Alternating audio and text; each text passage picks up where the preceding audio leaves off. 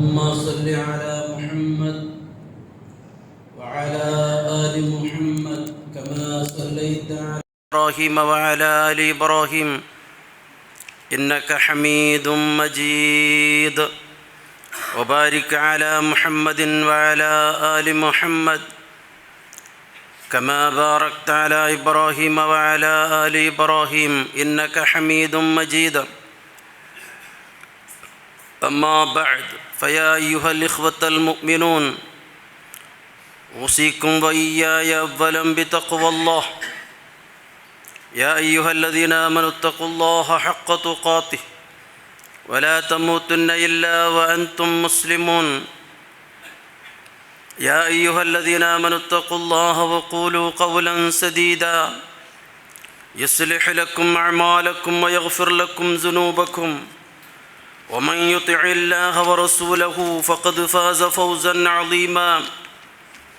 أما بعد فإن أصدق الحديث كتاب الله وخير السنن سنن محمد صلى الله عليه وسلم وشر الأمور محدثاتها وكل محدثة بدعة وكل بدعة ضلالة. إن أريد إلا الإصلاح ما استطعت وما توفيقي إلا بالله عليه توكلت وإليه أنيب. أعوذ بالله من الشيطان الرجيم. بسم الله الرحمن الرحيم. يثبت الله الذين آمنوا بالقول الثابت في الحياة الدنيا وفي الآخرة ويضل الله الظالمين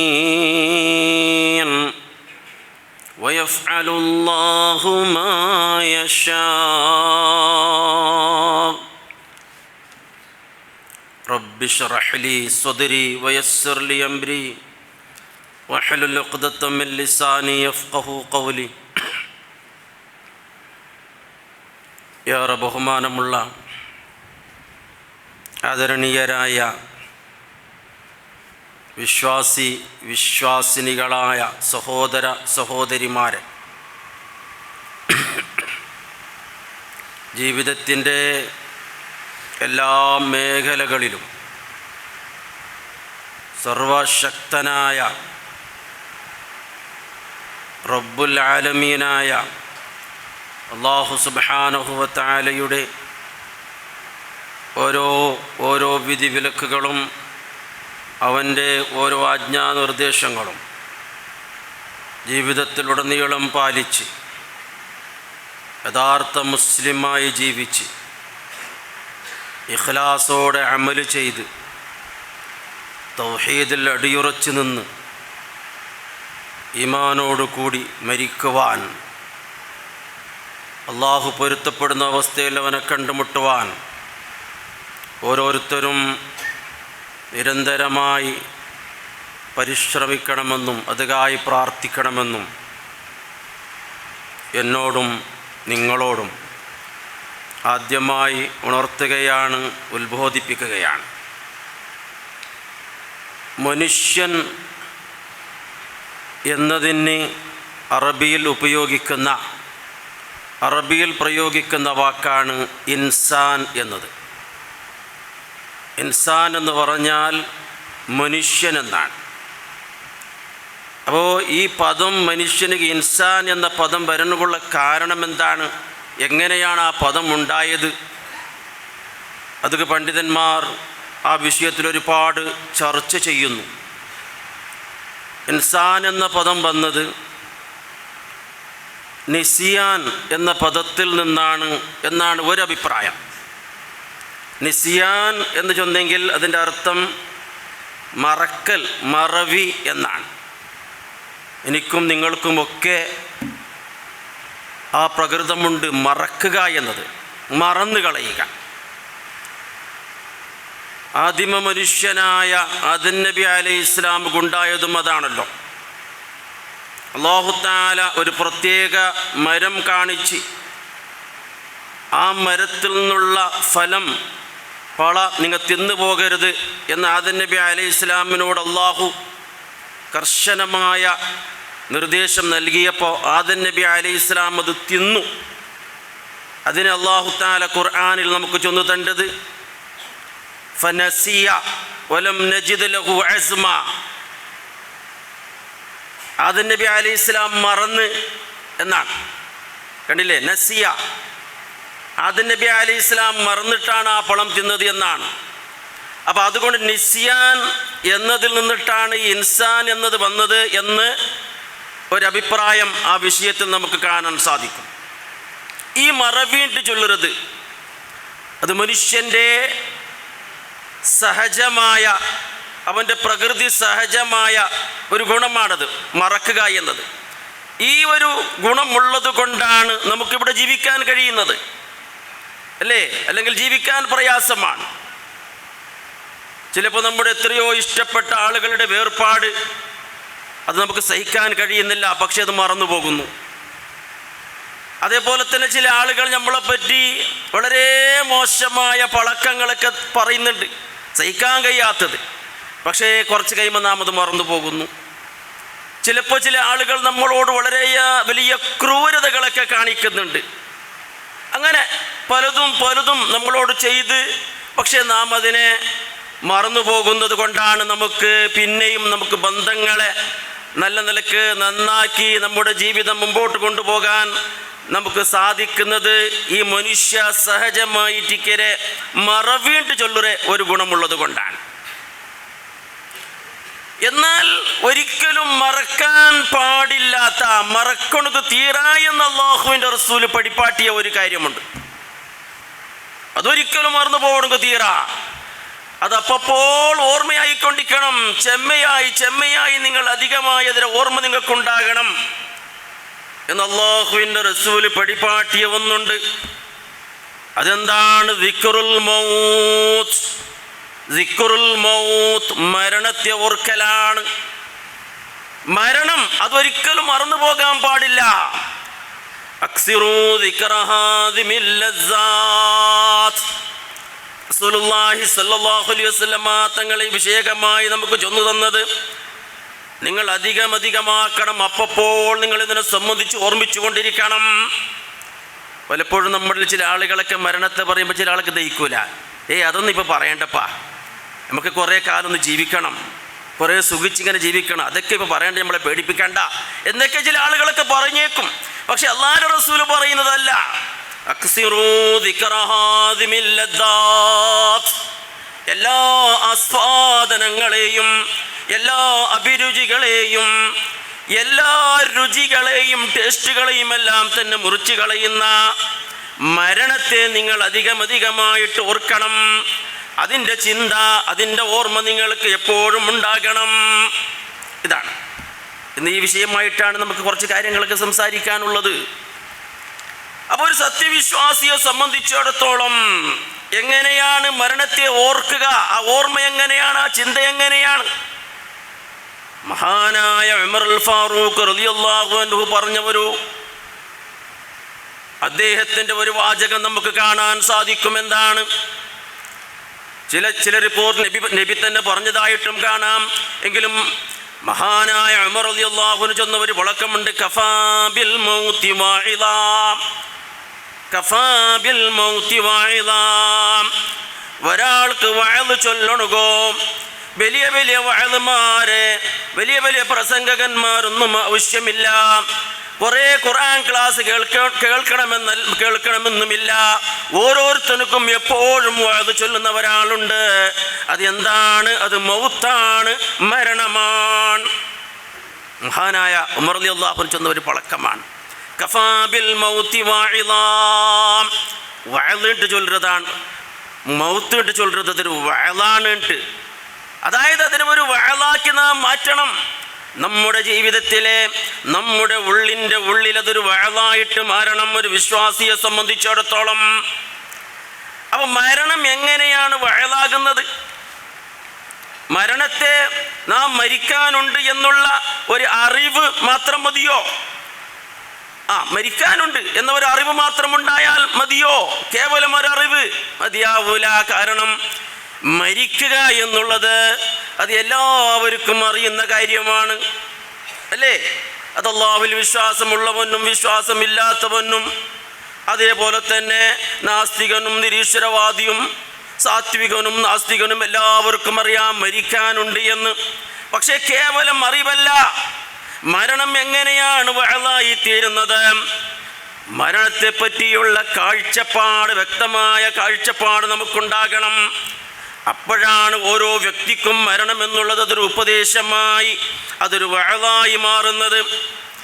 അതാണ് പരിശുദ്ധ ഖുർആനിലെ സൂറത്ത് ആലി ഇംറാനിൽ അല്ലാഹു സുബ്ഹാനഹു വ തആല ചൊല്ലുന്നത്, കുല്ലു നഫ്സിൻ സായിഖത്തുൽ മൗത്ത്, കുല്ലു നഫ്സിൻ സായിഖത്തുൽ മൗത്ത് വഇന്നമാ തുവഫൗന ഉജൂറക്കും യൗമൽ ഖിയാമ. ഓരോ മനുഷ്യനും മരണത്തെ ആസ്വദിക്കുന്നു, മരണത്തിൻ്റെ രുചി ആസ്വദിക്കുന്നു. വഇന്നമാ തുവഫൗന ഉജൂറക്കും യൗമൽ ഖിയാമ. തീർച്ചയായും നിങ്ങൾക്ക് നിങ്ങളുടെ പ്രതിഫലം, നിങ്ങൾ ചെയ്ത പ്രവർത്തനത്തിൻ്റെ പ്രതിഫലം അത് പൂർണ്ണമായി നിങ്ങൾക്ക് കിട്ടണു പോകുന്നത് നാളെ പരലോകത്ത് വെച്ച് മാത്രമാണ്. യൗമൽ ഖിയാമ മറ്റൊരു ലോകത്താണ്. പൂർണ്ണമായ പ്രതിഫലം ഇവിടെ നിങ്ങൾക്ക് അമലുകൾക്ക് ലഭിക്കുകയില്ല. എങ്കിലും ചില ഫലങ്ങൾ കുറച്ചൊക്കെ ദുനിയാവിലുണ്ടാവില്ല എന്നല്ല. നമ്മൾ ചെയ്യുന്ന ഇബാദത്തുകൾക്കുള്ള ഫലം ദുനിയാവിൽ കുറച്ചൊക്കെ കിട്ടും. ചില ആരോഗ്യപരമായ ചില ഗുണങ്ങളൊക്കെ നമുക്കുണ്ടാകുന്നുണ്ട്. ഇപ്പോൾ നോമ്പ് നോറ്റാൽ, നിസ്കരിച്ചാൽ, ഇങ്ങനെയുള്ള കുറേ ദുന്യവിയായ ചില ഫലങ്ങളുണ്ട്, ഇല്ല എന്നല്ല. പക്ഷേ വഇന്നമാ തുവഫൗന ഉജൂറക്കും യൗമൽ ഖിയാമ, നിങ്ങൾക്കുള്ള പ്രവർത്തനങ്ങളുടെ പൂർണ്ണമായ പ്രതിഫലം നിങ്ങൾക്ക് ലഭിക്കുന്നത് അത് യൗമൽ ഖിയാമ, മറ്റൊരു ലോകത്ത് വെച്ചാണ്. മറ്റൊരു ലോകമുണ്ട്. അപ്പോൾ മരണമെന്ന് പറയുന്നത് ഒരു മനുഷ്യൻ്റെ ജീവിതത്തിൻ്റെ അവസാനമല്ല, അന്ത്യമല്ല. മരണത്തിലൂടെ അവൻ മറ്റൊരു ലോകത്തിലേക്ക് അവൻ പ്രവേശിക്കുകയാണ് ചെയ്യുന്നത്. അതാണ് ഒരു കവി പാടിയത്, അൽ മൗതു ബാബുൻ വകുല്ലു നാസി ദാഖിലുഹു യാ ലൈത ശഅരി ബഅദൽ മൗതി മദ്ദാറു ഫദ്ദാറു ദാറു നഈം ഇൻ അമിൽത ബിമാ യർളൽ ഇലാഹ വഇൻ ഖാലഫ്ത ഫന്നാറു. അൽ മൗതു ബാബുൻ, മരണമെന്ന് പറയുന്നത് അതൊരു ബാബാണ്, അതൊരു വാതിലാണ്, അതൊരു ഗേറ്റാണ്, അതൊരു ഡോറാണ്. വകുല്ലു നാസി ദാഖിലുഹു, ആ മരണമാകുന്ന ഗേറ്റിലൂടെ, ഡോറിലൂടെ എല്ലാവരും മറ്റൊരു ലോകത്തേക്ക് യാത്രയാകുന്നു. അതിലൂടെയാണ് യാത്രയാകുന്നത്.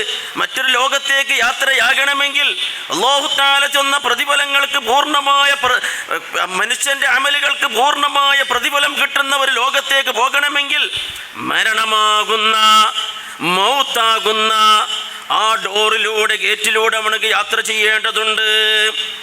അപ്പം അതുകൊണ്ട് മറ്റൊരു ലോകമെന്ന് പറയുന്നത് അത് ഉറപ്പായും ഉള്ളതാണ് എന്ന ദൃഢമായ ബോധ്യം, ആ കാഴ്ചപ്പാടാണ്.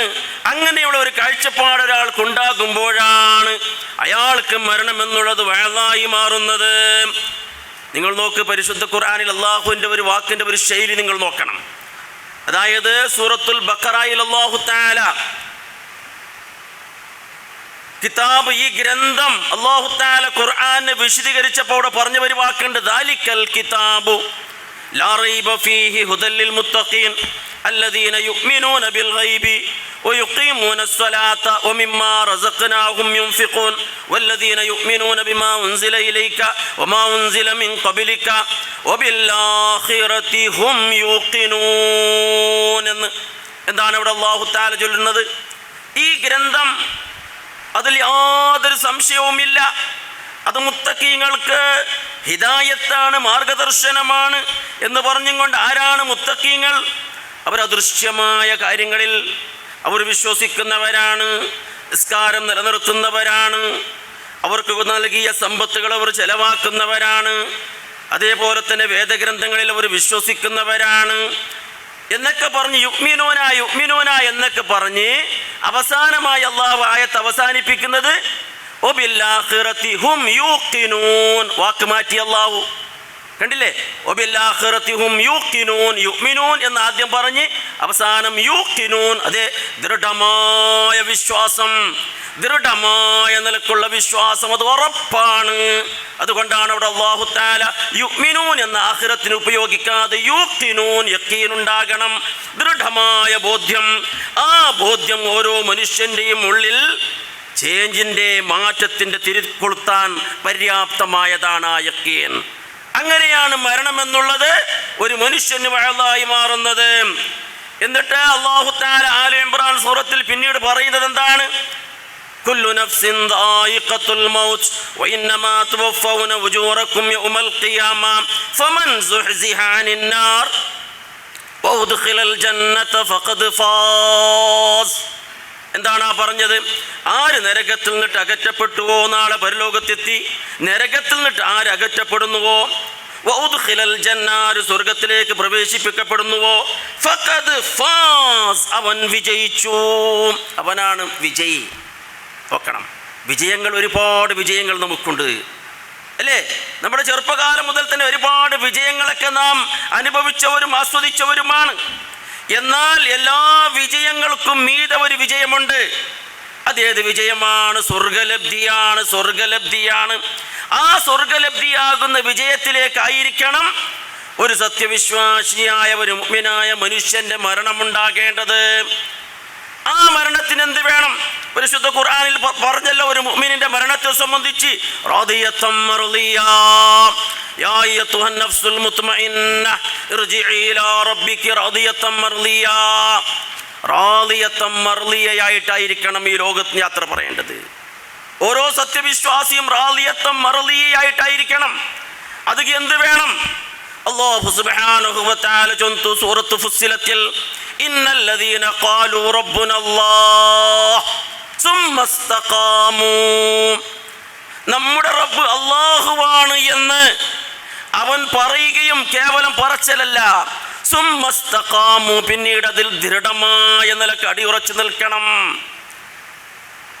അല്ലാഹുവാണ് നമ്മുടെ റബ്ബെന്ന് പറഞ്ഞ് അതിൽ അടിയുറച്ചു നിൽക്കണം. അങ്ങനെയുള്ള വ്യക്തിയുടെ മരണമാണ് റാദിയത്തൻ മർളിയ. റസൂലുള്ളാഹി സ്വല്ലല്ലാഹു അലൈഹി വസല്ലമ, ഒരു മനുഷ്യൻ, ഒരു മുഅ്മിനായ മനുഷ്യൻ്റെ മരണം, നമ്മളൊക്കെ ഒരാൾ മരിച്ചാൽ അവൻ്റെ വീട് സന്ദർശിക്കുന്നു.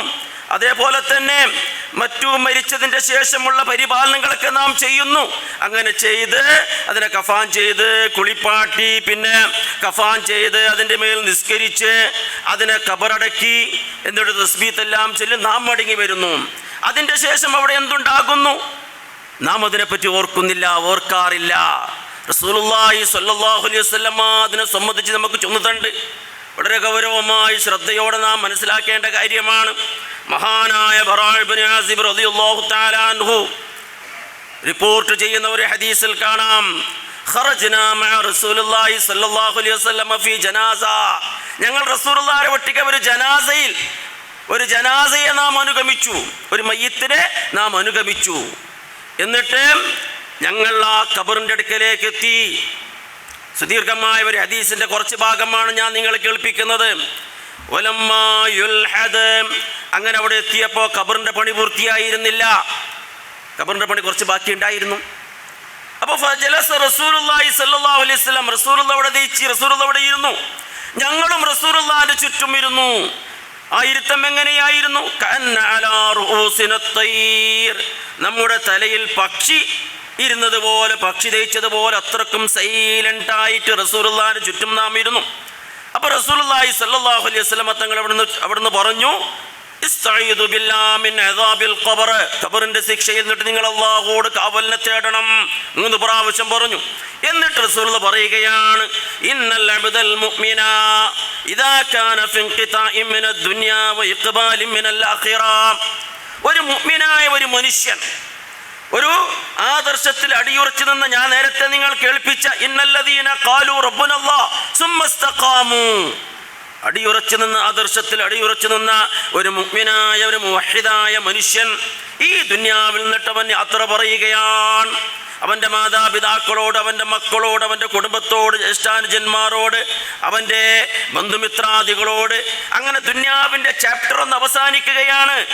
അവൻ ആഖിറത്തിലേക്ക് പ്രാരംഭിക്കുകയാണ്, ആഖിറത്തിന്റെ യാത്ര ആരംഭിക്കുകയാണ്. ആ സമയം, അതേ മരണമാസന്നമാകുന്ന ആ സമയം, നസലത്ത് ഇലൈഹിൽ മലായിക, മലക്കുകൾ അവനിലേക്ക് ഇറങ്ങി വരുന്നുണ്ട്. ഏത് മലക്കാണ്? മുഖം നല്ല വെളുത്ത, നല്ല മുഖം നല്ല പ്രകാശിക്കുന്ന മലക്കുകൾ.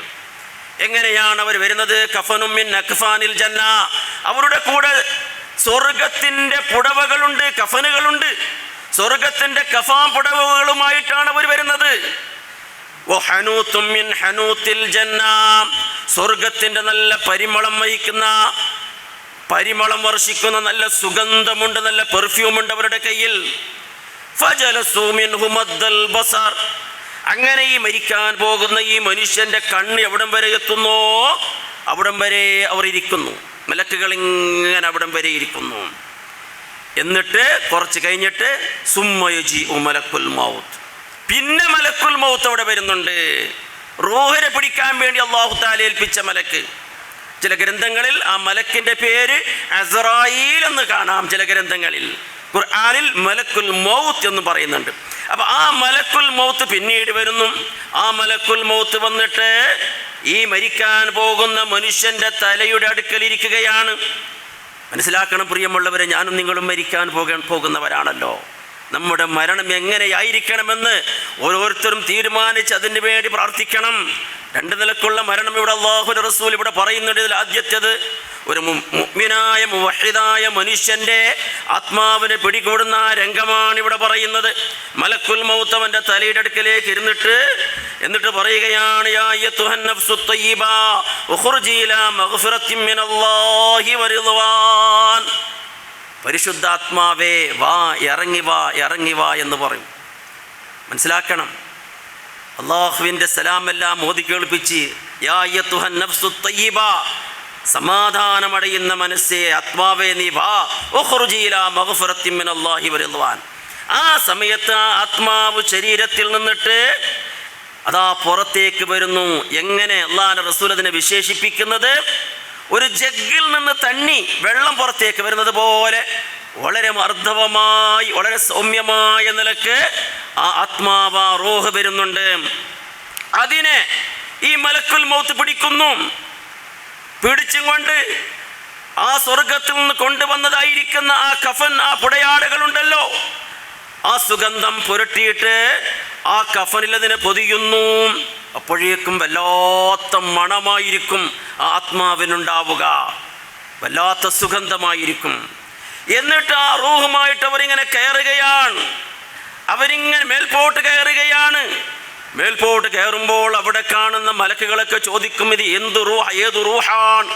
ഇത്രമാത്രം പരിശുദ്ധമായ ആത്മാവ് ആരാണിത് എന്നൊക്കെ ചോദിക്കുമ്പോൾ ഈ മലക്കുകൾ, ഇതിനെ കൊണ്ടുപോകുന്ന മലക്കുകൾ ദുന്യാവിൽ അതിൻ്റെ ആ മനുഷ്യനുണ്ടായിരുന്ന ഏറ്റവും നല്ല പേരുകൾ കൊണ്ട് അവരെ പരിചയപ്പെടുത്തും. ഇത് ഇന്ന ഇന്ന അബ്ബായുടെ, ഇന്ന ഇന്ന ഉമ്മായുടെ മകൻ, ഇന്ന ഇന്ന ആളാണ് എന്ന് പറഞ്ഞുകൊണ്ട് ആ പേര് അവർക്ക് ഇങ്ങനെ പറഞ്ഞു കൊടുക്കും. അങ്ങനെ ആ നല്ല പേരിൽ അവിടെ വിളിക്കും.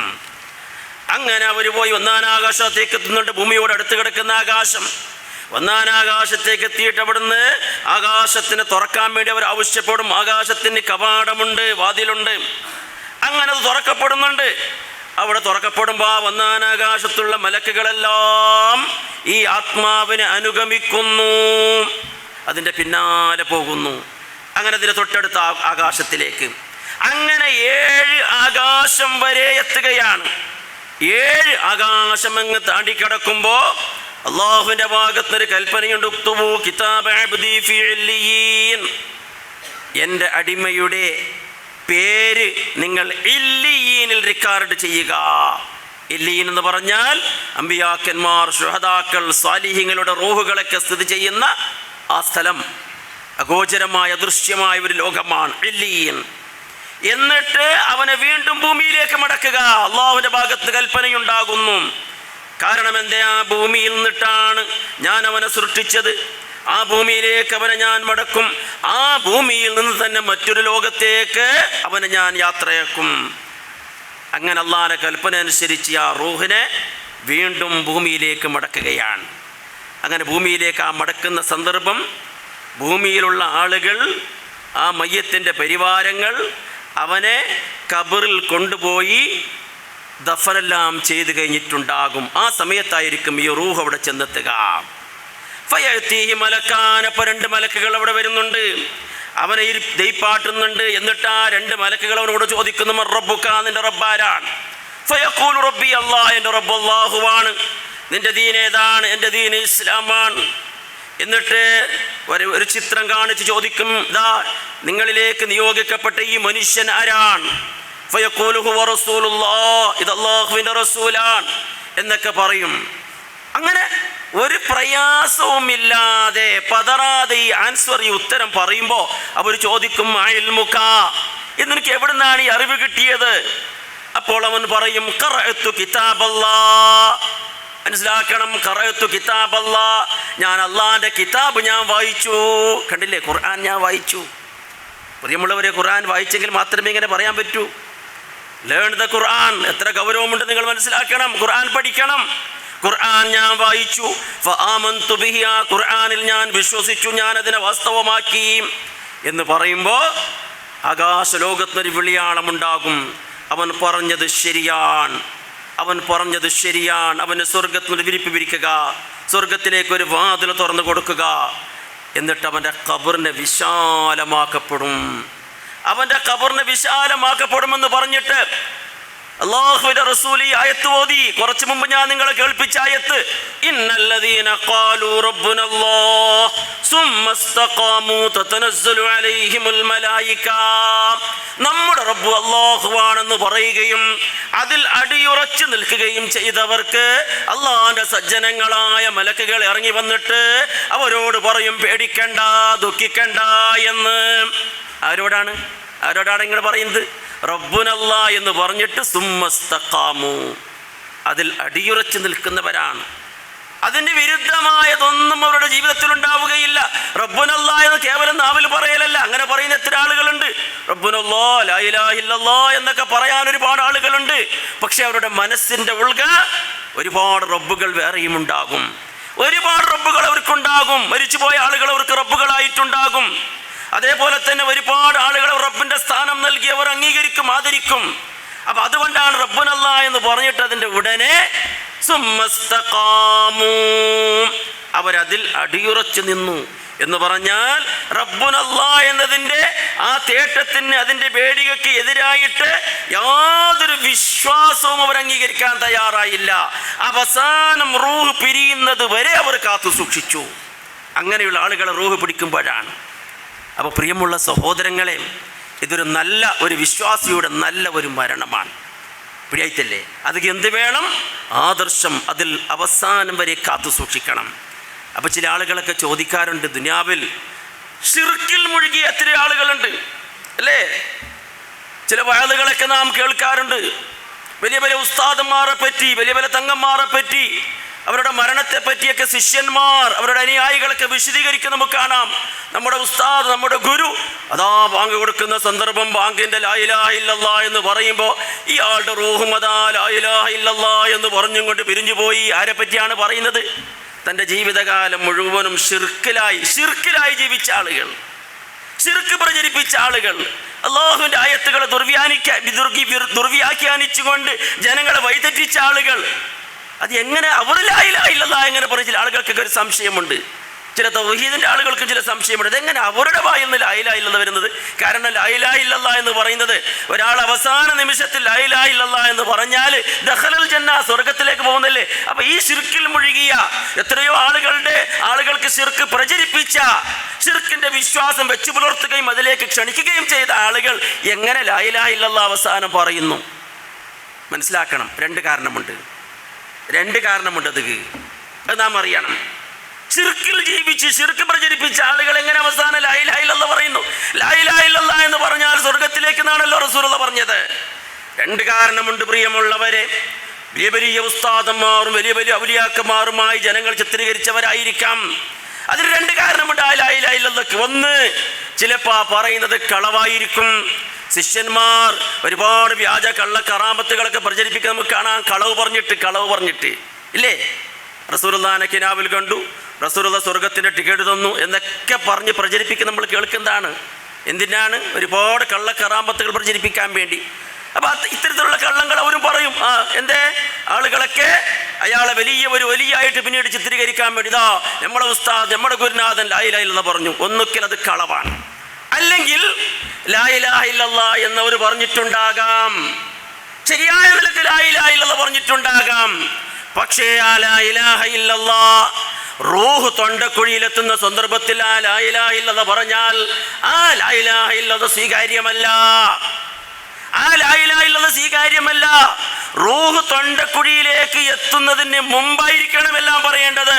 റൂഹ് തൊണ്ടക്കുഴിയിലേക്ക് എത്തുന്ന സന്ദർഭത്തിൽ ലാ ഇലാഹ ഇല്ലല്ലാഹ് പറയും. കാരണം എന്താണ്? മലക്കുകളെ കാണുമ്പോൾ പേടിയാകും. മനസ്സിലായില്ലേ? അവരുടെ ആത്മാവിനെ പിടിക്കാൻ വേണ്ടി വരുന്ന മലക്കുകൾ കറുത്ത മുഖമുള്ളവരായിരിക്കും. ഇവിടെ നമ്മൾ പറഞ്ഞത് മുഅ്മിനായ മുവഹിദായ ഒരു മനുഷ്യന്റെ റൂഹിനെ പിടിക്കാൻ വേണ്ടി വരുന്ന ആ മലക്കുകളുടെ മുഖം നല്ല പ്രശോഭിതമായിരിക്കും, വെളുത്ത മുഖമായിരിക്കും.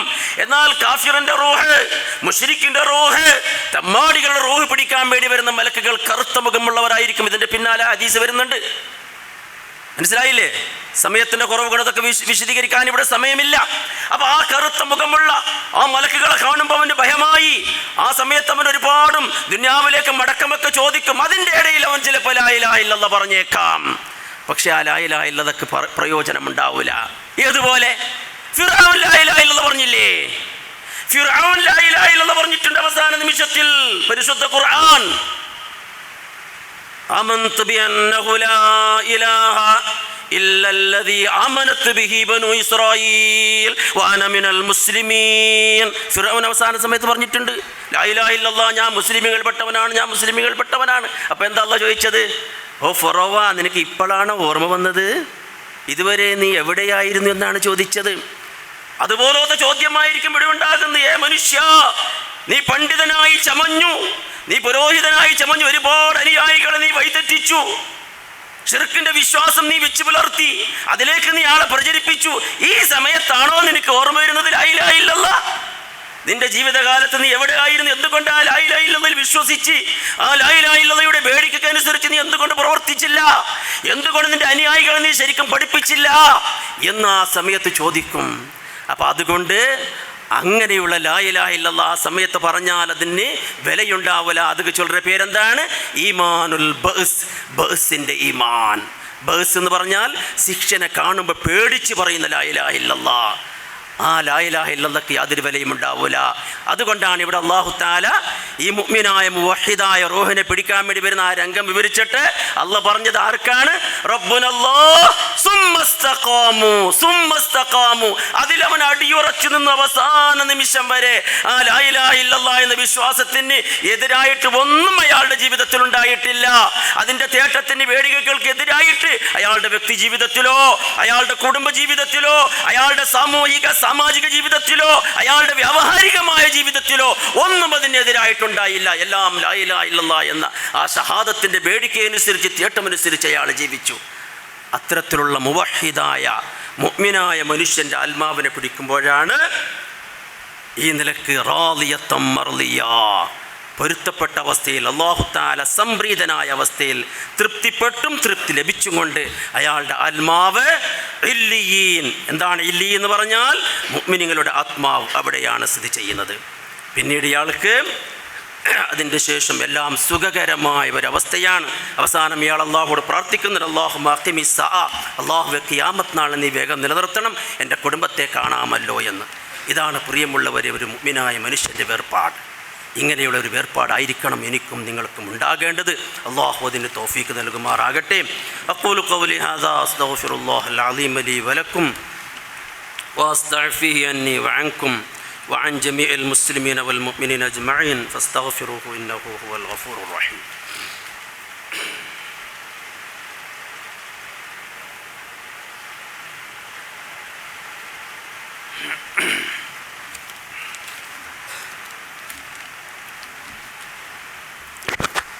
الحمد لله رب العالمين والصلاة والسلام على سيد الأنبياء والمرسلين نبينا وإمامنا وقدوتنا محمد بن عبد الله المبعوث رحمة للعالمين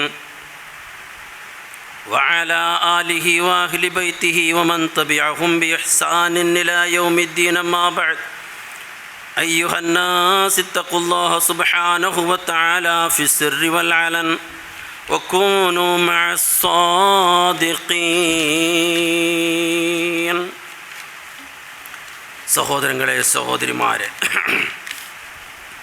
സിക്റുൽ മൗത്ത് അഥവാ മരണത്തെ സംബന്ധിച്ചുള്ള ഓർമ്മ, അത് നമ്മുടെ ജീവിതത്തെ എങ്ങനെ സ്വാധീനിക്കാം, എങ്ങനെ അത് നമ്മുടെ ജീവിതത്തിൽ ഒരു വഅളായി മാറണം എന്നതിനെ സംബന്ധിച്ചാണ് നാം ഈ കുറഞ്ഞ സമയത്തിനുള്ളിൽ നാം മനസ്സിലാക്കിയത്.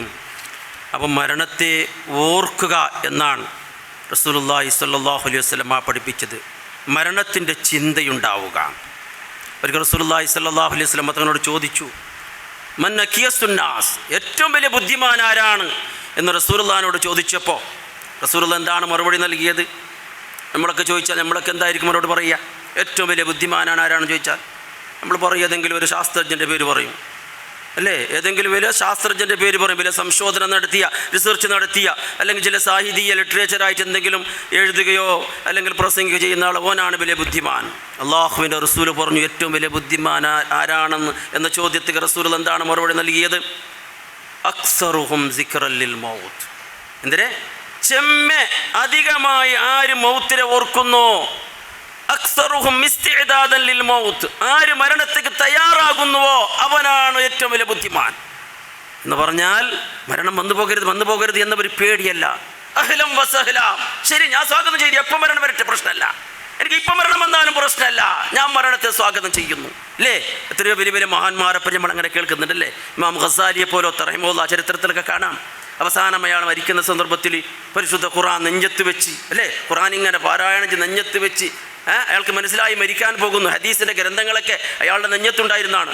അഹ്ലം വസഹ്ലാ മർഹബ, സ്വാഗതം, മരണത്തിന് സ്വാഗതം എന്നൊക്കെ പറഞ്ഞിട്ടാണ് അയാൾ മരണപ്പെട്ടതെന്നൊക്കെ ചരിത്രത്തിൽ കാണാം. അങ്ങനെ മരണത്തിന് തയ്യാർ ചെയ്തിരിക്കുക. എപ്പോഴും ഏത് സമയത്ത് മരണം വന്നാൽ ഞാൻ തയ്യാറാണ് അതിന്, ഇവനാണ് ഏറ്റവും വലിയ ബുദ്ധിമാൻ. റസൂലുള്ളാഹി സ്വല്ലല്ലാഹു അലൈഹി വസല്ലം തങ്ങൾ പഠിപ്പിക്കുന്നുണ്ട്. അപ്പോൾ മരണത്തെ ഓർക്കുക എന്ന് പറയുമ്പോൾ മരണത്തെ കൊതിക്കാൻ പാടില്ല, അത് മറ്റൊരു വിഷയമാണ്. ഇവിടെയല്ലേ മരണം ഒന്ന് മരിച്ച് കിട്ടിയെങ്കിൽ മതിയായിരുന്നു. കൊതി, അത് രണ്ടാണ്, മനസ്സിലാക്കണം. കൊതിക്കാൻ പാടില്ല. ചില സന്ദർഭത്തിൽ മനുഷ്യൻ എന്തെങ്കിലും കടം കൊണ്ട് വലയുന്നുണ്ട്, അല്ലെങ്കിൽ വേറെ എന്തെങ്കിലും പ്രയാസമുണ്ടാകുമ്പോൾ ഒന്ന് മരിച്ച് കിട്ടിയെങ്കിൽ അത് പാടില്ല, അത് വേറെയാണ്. അത് അല്ലാഹുവിൻ്റെ റസൂൽ പറഞ്ഞിട്ടുണ്ട്, ഒരിക്കൽ നിങ്ങൾ മരണത്തെ കൊതിച്ചു പോകരുത് എന്ന്. അപ്പോൾ അത് രണ്ട് വേറെയാണ്.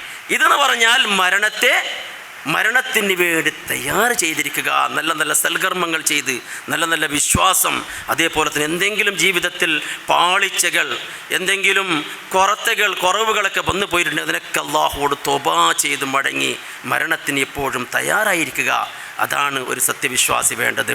അല്ലാഹു സുബ്ഹാനഹു വ തആല എപ്പോഴും ഏത് സമയത്തും മരണത്തിന് തയ്യാറാവുകയും അങ്ങനെ ആത്മാവ് പിടിക്കുന്ന സന്ദർഭത്തിൽ അതേ മനസ്സമാധാനമടയുന്ന ആത്മാവായി അള്ളാഹുവിനെ സന്ധിക്കുവാൻ, അള്ളാഹുവിനെ കണ്ടുമുട്ടുവാൻ, അതേപോലെ തന്നെ ഇല്ലിയീൻ എന്ന് പറയുന്ന സാലിഹീങ്ങൾ, സത്യവിശ്വാസികളുടെ റൂഹുകൾ എവിടെയാണോ നിലനിൽക്കുന്നത് അവിടെ നമ്മുടെ റൂഹ് നിലനിൽക്കുന്ന ഒരവസ്ഥ അള്ളാഹു സുബ്ഹാനഹു വ തആല നമുക്ക് പ്രദാനം ചെയ്യുമാറാകട്ടെ.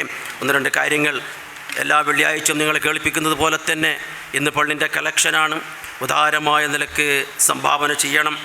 ആണുങ്ങളും പെണ്ണുങ്ങളും നന്നായിട്ട് നിങ്ങൾ ഈ വെള്ളിയാഴ്ച ദിവസം സദഖ ദാനധർമ്മത്തിന് വലിയ പ്രതിഫലമുള്ള ദിവസമാണ്, നിങ്ങൾക്കൊക്കെ അറിയാം.